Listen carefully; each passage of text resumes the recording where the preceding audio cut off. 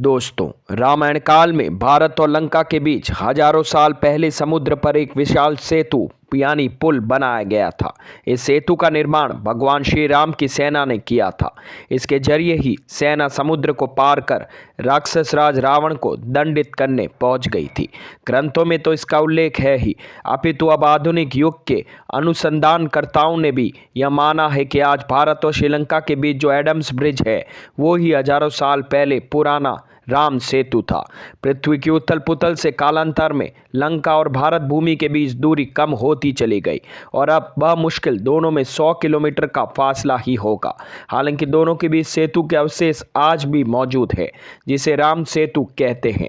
धर्म ग्रंथों में उल्लेख है कि लंका पहुंचने के लिए श्री राम सेना को समुद्र पर 100 योजन लंबा और 10 योजन चौड़ा सेतु बनाना पड़ा था। सेतु के निर्माण में नल नील नाम के वानर वीरों की अहम भूमिका रही। उन्हें यह श्राप था कि उनके हाथ का पत्थर कभी डूबेगा नहीं।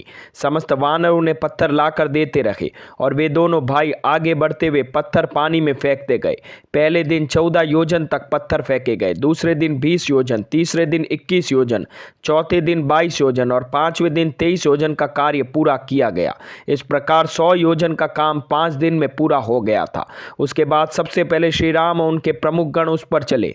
लंबाई विद्वान कहते हैं, अगर सूर्य सिद्धांत के अनुसार 1 योजन को 8 मील की दूरी माना जाए तो करीब 1200 किलोमीटर होगी।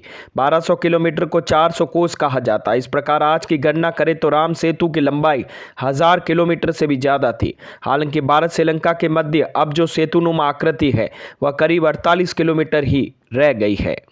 रामायण में लिखा गया है कि पत्थरों को पानी पर तैराने के लिए उन पर भगवान राम का नाम लिखा गया था। भगवान का नाम लिखने की वजह से ही पत्थर पानी पर तैरने लगे थे और उस समय बिना किसी चूना पत्थर के भी इतना लंबा पुल बनाया जा सका। रामायण के मुताबिक सुग्रीव की वानर सेना और भगवान श्री राम इसी पुल से लंका गए और रावण को हराकर सीता को मुक्त कराया। इन्हीं वजह से इस पुल के हिंदू धर्म में लोग बेहद पवित्र मानते हैं। अब आइए इसके वैज्ञानिक पहलू को समझते हैं। लगभग 50 किलोमीटर लंबी पुल की जैसी यह संरचना अजूबों से भरी है।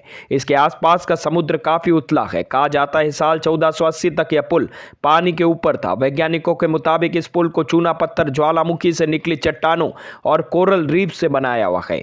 यही वजह है कि पानी के जहाज इस रास्ते से नहीं गुजरते। इन जहाजों को श्रीलंका का चक्कर लगाना ही पड़ता है।